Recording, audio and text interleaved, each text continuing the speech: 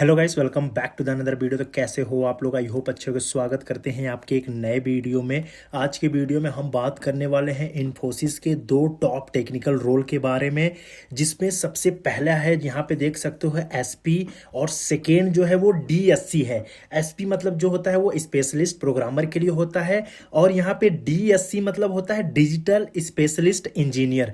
मैं बताऊंगा कि ये रोल क्या होता है, हायरिंग प्रोसेस कैसे होती है, सैलरी क्या मिलती है, और इसको कैसे प्रिपरेशन करें। सारा कुछ डिटेल में इसी वीडियो में हम आपको बताएंगे, तो प्लीज़ वीडियो को एंड तक ज़रूर देखना।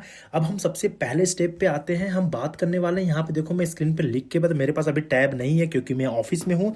तो मैं चलो सबसे पहले हम जो बात करते हैं कि ये जो एसपी और जो डीएससी, ये क्या होता है, रोल क्या है इसका। ठीक है, अब हम इस पे बात करेंगे। भैया ये रोल का थोड़ा सा बड़ा कर देता हूं मैं, ताकि आप लोगों को क्लियरली विजिबल हो। ठीक है, बोल्ड कर देता हूं। ठीक है, अब देखो सबसे पहले बात करते हैं ये क्या है। मैंने सबसे पहले बताया कि एसपी स्टैंड फॉर क्या होता है। एसपी स्टैंड फॉर होता है आपका स्पेशलिस्ट प्रोग्रामर।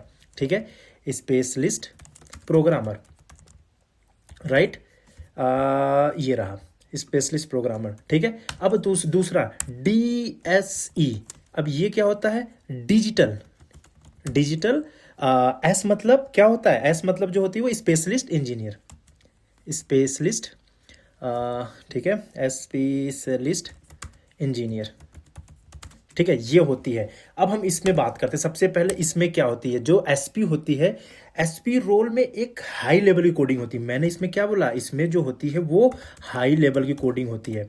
क्यों हाई लेवल कोडिंग होती है? क्योंकि इसका पैकेज ज़्यादा है। कितना पैकेज है वो भी मैं बताऊंगा। सबसे पहले स्टेप बाय स्टेप देखो, हाई लेवल की क्या होती है, कोडिंग होती है। और दूसरी चीज़ें क्या होती है इसमें, जिसमें आपको क्या स्ट्रॉन्ग करना पड़ता है, डीएसए, डेटा स्ट्रक्चर एल्गोरिदम बहुत ही स्ट्रॉन्ग चाहिए। और आपको क्या होना चाहिए, प्रॉब्लम सॉल्विंग स्किल अच्छी होनी चाहिए। प्रॉब्लम सॉल्विंग स्किल अच्छी होनी चाहिए इसके लिए। ठीक है, एसपी के लिए ये बोल सकते हो टोटली जो होता है ये कोडिंग के बेसिस पे ही होता है ये रोल। अब हम आते हैं सेकेंड। भैया सेकेंड बताओ, second DSC, digital specialist programmer, इसकी बात करें तो अगर हम बात करें, यहाँ पे आपको डेवलपमेंट की चीज़ें पूछी जाती है। ठीक है, डेवलपमेंट की चीज़ें पूछी जाती है, फुल स्टैक के बारे में पूछा जाता है आपसे यहाँ पे। और आपको मोस्टली ये फोकस करते हैं किस पे, प्रोजेक्ट पे करेंगे, और किस पे करेंगे, और ये आपके ऑटोमेशन पे करेंगे। ठीक है, ऑटोमेशन पे करेंगे, और आपको यहाँ पे बोल सकते हो एनालिटिकल्स के लिए करेंगे। Y t e c s. ठीक है, और आपके डेवलपमेंट स्किल को भी देखते हैं ये। ठीक है, ये सारा कुछ इसमें होती है। और हम बात कर लेते हैं इसमें कोडिंग की, बात कर लेते हैं इसमें कोडिंग जो होती है। मैं बोला क्या बोला, कोडिंग जो होती है वो मॉडरेट टाइप की होती है, बहुत ही हाई लेवल की नहीं होती है। एक मॉडरेट टाइप की यहाँ पे कोडिंग होती है। क्यों मॉडरेट होती है आगे चल के हम बताएंगे। आई थिंक ये कंफ्यूजन दूर हो गया होगा एसपी वाला, राइट। अब हम नेक्स्ट पे आते हैं, इसमें नेक्स्ट टॉपिक पे। भैया सैलरी बताओ। अब देखो सैलरी पे आते हैं कि सैलरी किस में कितना मिलता है। ठीक है, अब देखो सबसे पहले हम बात करेंगे कि एसपी की। जो एसपी में सैलरी कितना मिलता है, ये अराउंड होता है आपका कितना, अराउंड जो होता है ये आपका पहुंच जाता है अप्रॉक्सीमेट, आप मान सकते हो 9.5 LPA, लाख पर एनम मिलता है। ये बोल सकते हो ये वेरी करता है। ये क्या करता है, ये वेरी करता है किस पे, ईयर के बेसिस पे ये वेरी करता रहता है, बट एक अप्रॉक्सीमेटली इतना है। अब हम डीएससी की बात कर लेते हैं। ठीक है, अब इसमें पता चल गया। अब डीएससी की बात कर लेते हैं, इसमें कितना मिलता है। इसमें अराउंड मान के चलो, जो अराउंड आपको सैलरी मिलती है वो मिलती है 6.25। ये LPA, ये भी क्या होता है, ये ईयर के हिसाब से क्या करता है, वेरी करता है, राइट। इतनी चीजें। अब देखो इसमें जो है 9.5 पैकेज दे रहा है, इसी वजह से केवल डीएस से ही पूछी जाती है।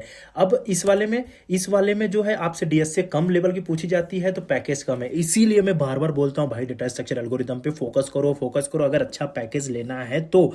और एक चीज और, आपकी हायर परफॉर्मेंस के साथ आपकी सैलरी अच्छा मिलता है। और एक चीज और बता देना चाहता हूँ, अगर आप एसपी के लिए सेलेक्ट हुए हो, ये किस बेसिस पे डिसाइड होगा भैया कि एसपी में जाना है कि डीएसपी में जाना है।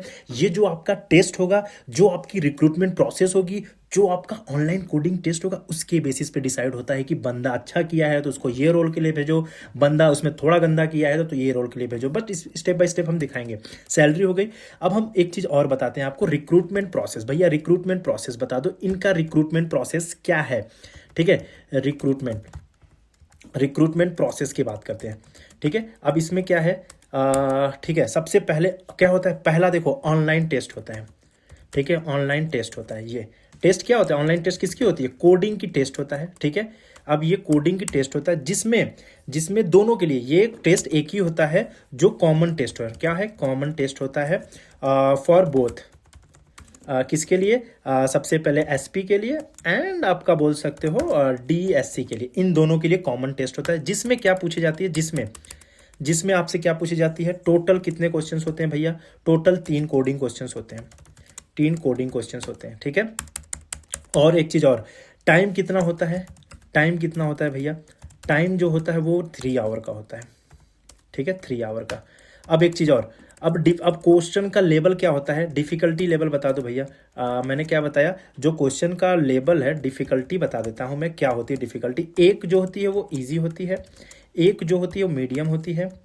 ठीक है, और एक जो होती है वो हार्ड होती है। इतनी चीज़ें पूछी जाती हैं, ये एक है। ठीक है, एक हार्ड होती है, ये चीज़ें पूछी जाती हैं। राइट, देखो सिंपल से मैंने जैसे बताया, अगर आप टॉप परफॉर्मेंस को देखते हो तो एसपी मिल जाता है। अब ये किस बेसिस पे एसपी मिलता है, देखो सिंपल से आपको देखा जाता है तीनों कोडिंग क्वेश्चंस में आपने क्या क्या किया है। नेक्स्ट वीडियो में इसी पे ही बनाऊंगा और मैं टोटली कोडिंग क्वेश्चंस के ऊपर डिस्कस करेंगे कि कौन से कोडिंग क्वेश्चंस का कितना वेटेज होता है, कितना सब कुछ होता है उसी के लिए। लेकिन सब्सक्राइब कर लेना, आपको डिटेल में देखने को मिल जाएगा। ये बस एक प्रोसेस बता रहा हूँ आपको। ठीक है, जैसा मैंने बता दिया, ये वाला नहीं हुआ आपका, एसपी रोल नहीं हुआ तो डीएससी मिल जाता है। राइट, ये हो गई।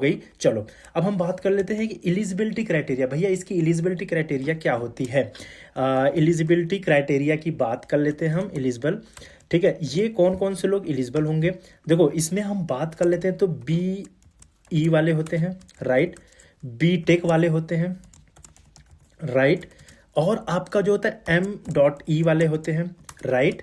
अब एक होती है MTech वाले होते हैं, राइट।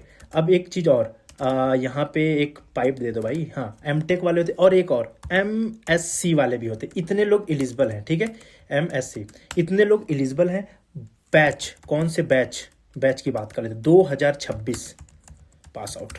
ठीक है, 2026 पास आउट वालों के लिए ये होता है।